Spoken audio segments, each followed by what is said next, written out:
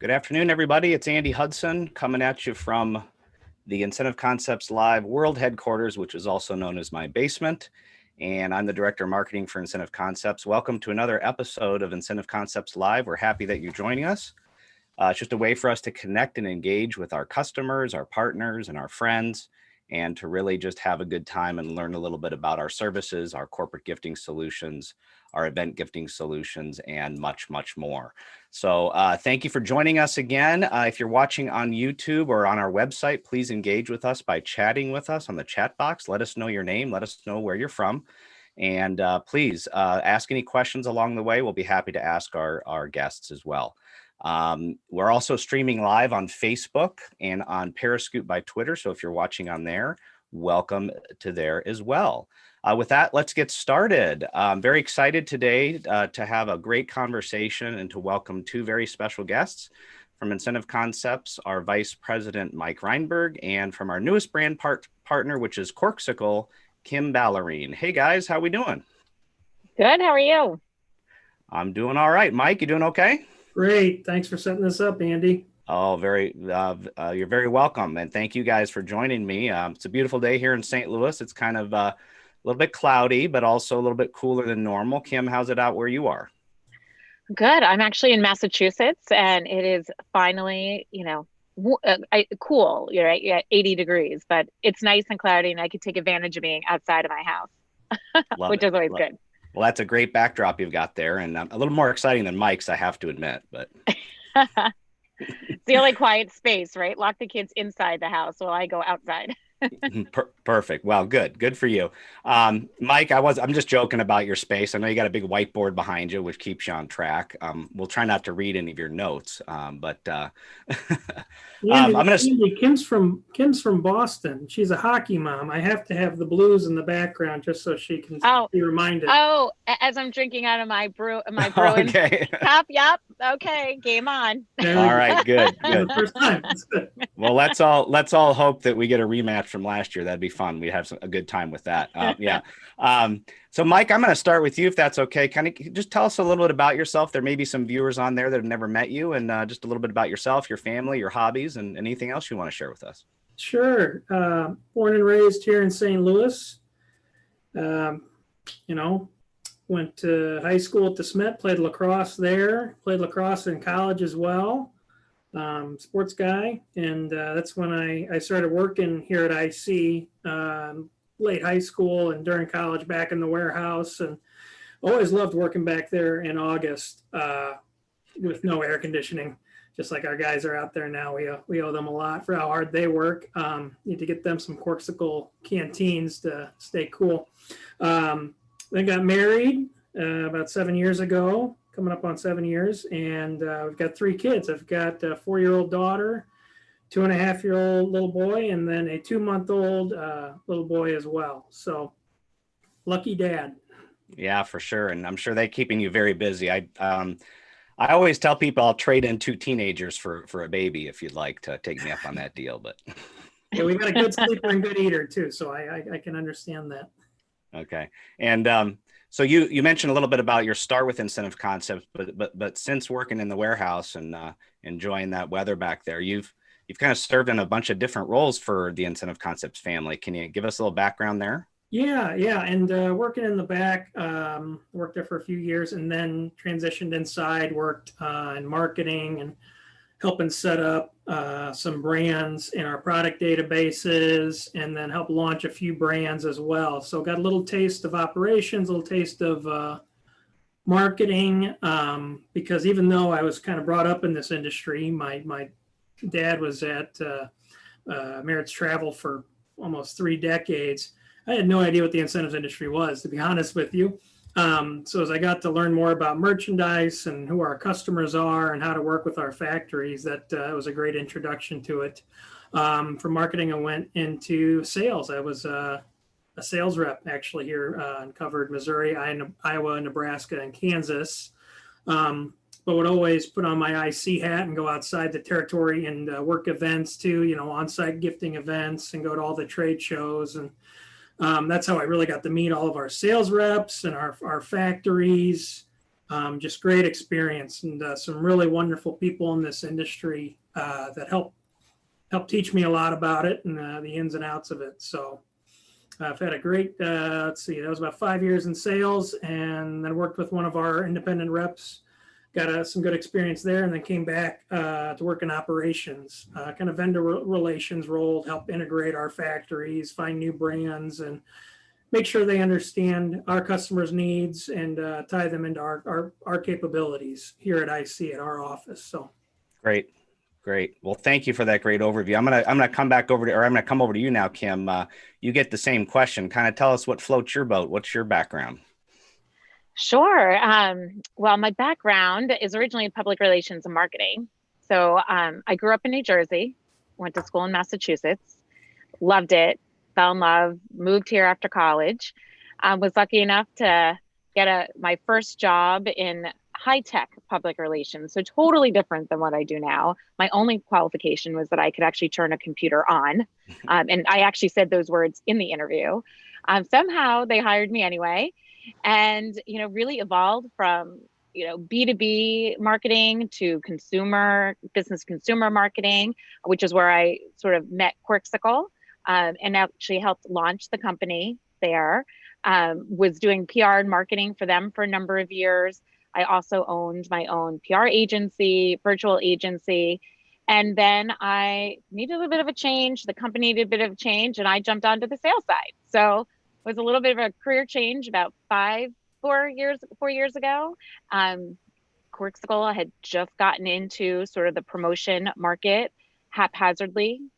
People had their own Corkcicles that they wanted to put their company logos on, and I kind of switched over to that, did a little sales, and ended up growing a really good sized business on the promotional side for us. So it's been a great learning curve. It's a really fun industry.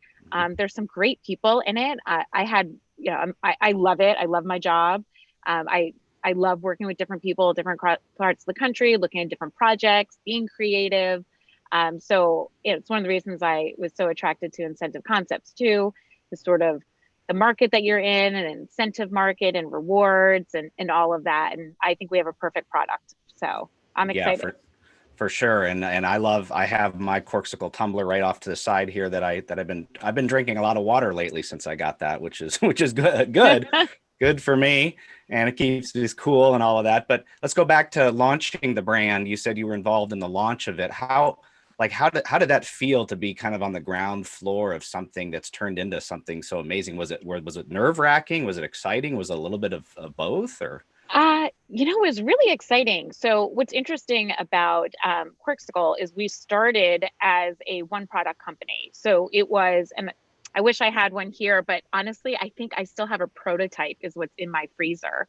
It's a wine chiller. So it looks like an icicle with a cork on top, and you put it in your bottle of wine. It basically replaces the wine bucket. And we launched the company. I happened to be at a media event in New York City with a prototype, and the founders were at America's Mart in Atlanta with the only other prototype that we had. And we were just like, let's go. So this was in July of 2011, and we just had our fingers crossed, and it's just quirky enough, it might work. And it did. But we always knew we had to have a product number 2 and a product number 3 and a product number 4 on hand. And really, when we got into drinkware, we sort of hit our stride. Obviously, our early going with the Corkcicle was great. We were Oprah's favorite thing for their holiday gift guide with the Corkcicle, the actual wine chiller in 2012, which was huge. It really put us on the map. And then for there, we were able to grow and expand into, version 2 of that product, which was for beer. It's called the Chilsner. Mm-hmm. And then we went into, it was actually, and I have one of these, it was the 25-ounce canteen, which back then was called the Winnebago for wine on the go. We have a very creative marketing team with names. And this was so successful as just the 25-ounce that the following year is when we really expanded into our drinkware with 3 different size canteens and the tumblers, and then eventually the wine glasses. So it's Right. been a lot of fun. It's a great company. It's a young company. We're very marketing focused. So, there's always a challenge here and there, but it's been fun. And we get into our marketing meetings and our production meetings, excited to see what the team's going to show us as this is what we're doing next, because Right. we're always like, wow, we never thought of that. Like, Yeah, that's great. so And it's really great. for sure. And speaking of marketing, I'd encourage every viewer to go out there on your social channels and look up Corkcicle, because they do some amazing stuff, whether it's just their images or some of their videos. And of course, they have some very well-known people that are endorsing their products just because they love it. I assume. But we're gonna ask our first viewer question, and I know we're gonna talk about this a little bit later, because Corkcicle is all about giving back and charity and sustainability. And we're going to tie our viewer. We're going to only ask one viewer question today. So for those of you watching, this is your one chance to see if you can get it right. And I know Kate is a longtime winner here of our questions. So we'll see how she does. And Dan Bowl, if he's watching, seems to do very well. So talking about sustainability, and which we're going to talk about a little bit more later, and kind of the environmental impact of plastic. It's estimated that there's 8 million tons of plastic on the planet, which is unbelievably astounding. So what percentage of plastic waste is recycled? So that's the question. What percentage of plastic waste is recycled of that 8 billion tons of plastic? So put that in the comments. We'll come back to that later. I'm going to head back over to you, Mike. So Kim, thank you. Sit tight. Don't go away quite yet. And Mike, I'm going to come back to you. So we've the past several years, Incentive Concepts has grown quite a bit, as evidenced by bringing on brands like Corkcicle and others. And kind of before the pandemic, what do you think the most significant growth has been with the company? Oh, diversifying our brands, I would definitely say. IC's success over the years has come from big name brands and working with a lot of those traditional incentive houses, to get big TVs and tractors and playgrounds and all kinds of stuff like that. Real high price stuff in those great incentive programs. That was, before my time. And when I came in, we started to see things, getting smaller and smaller, and we saw more electronics take off.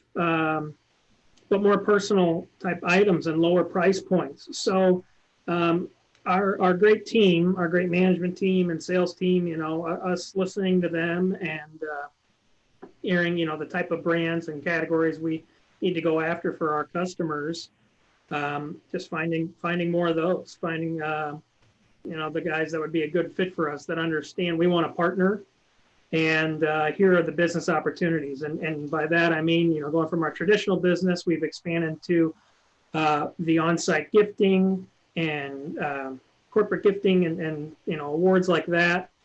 And then decoration as well. So that was always there, but, since I've been here, it's exponentially grown and year after year become more and more important. And our leadership saw the need to invest in our people more and more and get people dedicated to those growth areas. So some of our top managers really just dug in and found great contacts and great partnerships that those have been the fastest growing segments for us.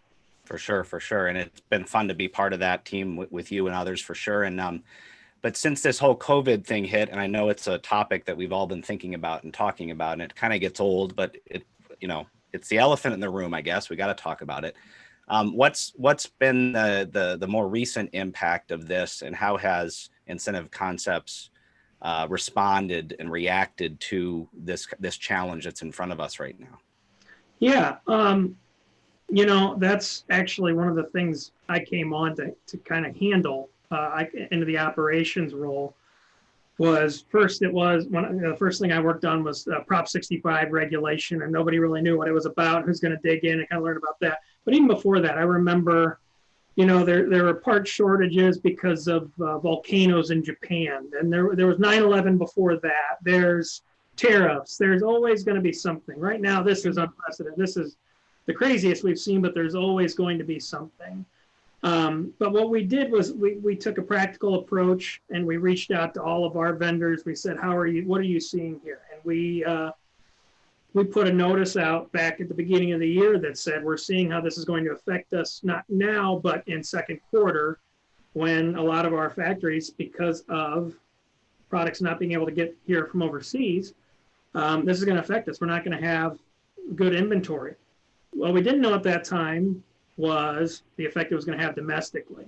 That was hard to see. But I will say from a, HR standpoint, how awesome our management team was and working as fast as possible to adapt to that, get people set up to work from home, put hand sanitation and protocols in the office and limit staff, but keep our business going. And really what that did, those reactions, timely actions, that enabled us, like those fast growing business segments I was talking about, the events, the decoration stuff, that went to zero. But our traditional business, which is who we are, carried us and sustained us. And we had the people in place and the operations in place to keep business going, get things shipped, and we've done it. So I'm pretty proud to say that, and I know a lot of people listening are as well. Right. And diversifying across different segments and different target groups and efforts is so important, and as evidenced by what Kim said earlier about diversifying her products too for Corkcicle. So we got a lot of answers on those questions, by the way, guys. So I'm going to go ahead and read here some of the questions on YouTube. So the question was, what percentage of plastic waste is recycled? And I said there's 8 billion tons of plastic each year. Regina says 42.5%, not 42%, 42.5%. Mark, 20%. David, 10%. Kate, who's our longtime winner, says, I wish 100%, but sad to say only about 10%. I agree with you there, Kate. There was a 38%, a 30%. So anyway, David Rosenstock says, since Kate said 10%, he will say 9.9%. So it's like the price is right. You just go right under, right? Those of you that said either 9 or 10% are right on the button. Only 9% of plastic waste is recycled, which is, that leaves 91%, if my math is right, that's not being recycled. And 14% of all that plastic waste comes from beverage containers, which is kind of where the whole Corkcicle thing comes in, Kim. Mm-hmm. And so I'm going to come back to you now and kind of talk about that, as how I'm sure you identified that very thing with some of your charitable efforts. Absolutely. So, the mission for the company all along was always to really enhance your everyday moments, right? And so the idea behind Corkcicle is to have a vessel that, whether you're drinking hot or cold, it's part of the experience. It's not just a cup, right?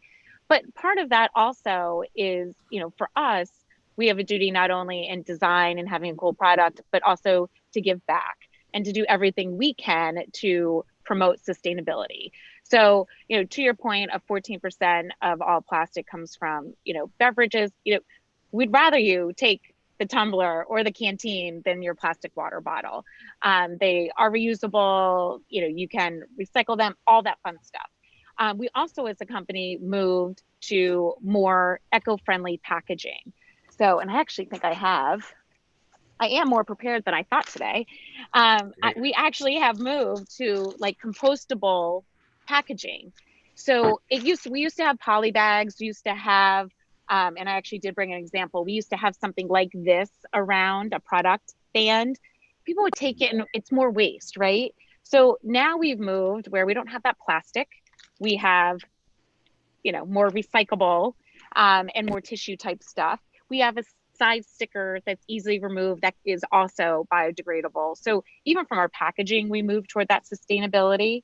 But then from the giving back perspective, in addition to being sustainable, we're all about hydration, right? I mean, we're all about, you mentioned you drink more water now that you have your Corkcicle, and water, staying hydrated, water is very important to, everyday health.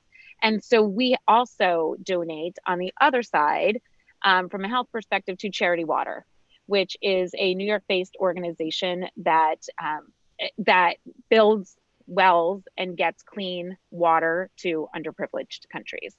And one of the reasons we chose that charity is because every dollar that we donate, that anybody donates, goes directly 100% into those projects. They have private funding that does the whole back end part of the charity. So you're not paying for overhead or office space or clerical work or any of that. It all goes right into their projects. And we have a one pager we can share and give out specifics, but we've helped, Corkcicle specifically has helped fund projects in Ethiopia and Cambodia and Bangladesh. And, it's really great for us to be able to give back. It was an initiative that, similarly, they were a small startup like us. And the CEO is super energetic, and, a lot of their sort of beliefs and commitment to the environment and sustainability really mapped ours. And again, because 100% goes into the projects, that was really important for us. So we're psyched that we're able to offer that to any product purchase, whether it's through our retailers or on the promotional side or on our website, which is great. Excellent. Excellent. And I would encourage all the viewers out there to go to either Corkcicle's website and look for the Charity Water page, or go right to Charity Water's website, because it's a great message. It's a great cause, some very powerful images, and also some kind of fun images of what I love is children, enjoying the clean water that the charity has provided. So that kind of pulls at my heartstrings, which is great. So let's shift gears a little bit more. We see popular people. We know Oprah did the favorite things for Corkcicle, and we've seen like Julia Roberts with a Corkcicle. Kim, do you have a personal favorite person when you saw with Corkcicle, or? I don't. I mean, the Oprah, that is sort of the holy grail, right? So, fortunately or unfortunately, it was her, we got in right after she went off the air. She went off the air, in October, and she had her big show in, November. But, it's always great for, to get exposure with someone like Oprah, because, she appeals to so many different people, and, old, young, just a diverse audience. And she is a giver, and she, really looks at products that make life better. And she wants products and brands that are attainable, and she wants to, help the smaller companies, sort of rise, even though, there are times where she, gives out a Lexus to her to everyone she knows. Right. But, that's always fun. Adam Glassman, who also works on Oprah staff, is always awesome. It is fun though to just go on Twitter and on Instagram and see people carrying our product that, Julia Roberts actually had it, and we just so happened to see it. I think it was in Us Weekly, or and we're like, oh my God, like that's awesome. Tom Brady, we've done a couple things for Tom Brady. So being in New England, that's a big thing. Of course. And now he's moved down into Florida, so it's great for, the Corkcicle family. So, it's always fun to see it out there. We're just happy people see the value, and quite honestly, love it as much as we do. Right, for sure. And that's what makes a brand so memorable and so important to people, is the story behind it. And the give back element that you're involved in. And so for me, that's what makes a brand important, is the story. That's always been my take on it. But Mike, I'm going to come back to you now. Kim, you're still on the hook. Don't go anywhere yet. And Mike, let's shift more over to you kind of outlined your current role and for IC as far as bringing in brands, but talk about a little bit more, go a little bit deeper on the onboarding process for a new brand, like how many things you have to check off the list. Well, there's the checklist, and that gets you through about the first two conversations. And then I think for Kim and I, this is our 100th Zoom call since April. And it's communication. I talked about our origin and who we are as a company, and it's just people sharing ideas and communicating and understanding the needs of every customer and say, how do we put our best foot forward and how do we educate and train everyone on that? And it's a lot of talking. It's trying not to overwhelm everyone with too many documents, trying to keep it, very, very succinct.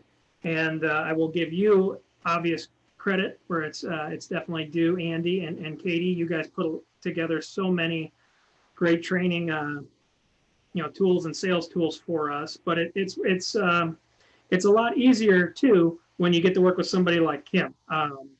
She sought us out, and it was a great connection from the beginning. She understood, for the most part, how we go to market, but just being open-minded and trusting us that, hey, we understand how to approach these different industries and that we're in, and just having a lot of conversations and making sure people understand, okay, here's the brand, here's why we're going after this brand, because it's drinkware, that's what we're going to focus on, but it is a premier drinkware line. It is a designer brand. It's up there with Bose, Kate Spade, all of our other upper echelon brands that we're so proud to put on our line list. It's right there with them, and it's great when you have someone, like I said, like Kim, that is responsive and shares information and is open about how their operation works, and then you just launch it. And you just put it out there, and everybody just keeps working at it. And we've made a very strong move internally that we've got our own Stephanie working to kind of be the go-to to bring all the information. So if there's multiple quotes, if there's multiple checks on inventory, it's kind of going to flow through one person who's got a great eye for the product and communicates very well. She's going to work with Kim a lot on this. So it's trust, and it's people and communication. That's the three things I would kind of boil it down to. Right. And communication is key, and no matter what walk of life you're in. And thank you for that overview. Kim, has your experience, and what has your experience been working with Incentive Concepts so far? And hopefully you're along for the ride for a while here. Absolutely. No, it's been great. So, we have been in the promotional, space, but in different vertical markets and drips and drabs and different spaces. But there's really an opportunity for us. We were looking for a partner who really had that expertise in sort of the rewards, employee incentive, that type stuff. And so I was actually recommended to Incentive Concepts through a colleague in the field. And, it's been great. I mean, the biggest challenge for any of us is we have so many products. How do you cull it down to make it manageable, right? You give somebody 30 options, they can't make a decision. You give them 3 and they can pick right away, right? So we want to make sure we're giving the best of the best for your customers. We, we can't offer everything that everyone gets paralyzed. So, for us, it's been great working back and forth on what's working on our end, what's working on the traditional corporate side, and then also what products are big winners on the direct to consumer side, because you're sort of a hybrid of both, right? So I think the offering we have is really strong. There's great, the products, the silhouettes themselves, product categories are strong. The colors that we have, I think, are going to be really successful. So, we're excited to, get moving. To Mike's point, I think drinkware, I know based on feedback from some of the promotional industries that drinkware is one of the few categories that is rising right now. People going back, they need to have, you no longer have that water cooler, right? That everyone is around. So everyone needs to have their own mug. They need to have their own tumbler. Companies want things that will come and go to really double down on their investment, so it's not only logoed in the office, but it's logoed when they take it home. And being able to have that on a quality product ensures that it's not like thrown in the back of the cabinet and never seen, right? So if you have a consumer brand like Corkcicle and you have your logo on it, people, or even not your logo, right? But people are willing to take it. So that extra investment gets you so much more because it's actually a usable product. So we're really excited to, to work with the team.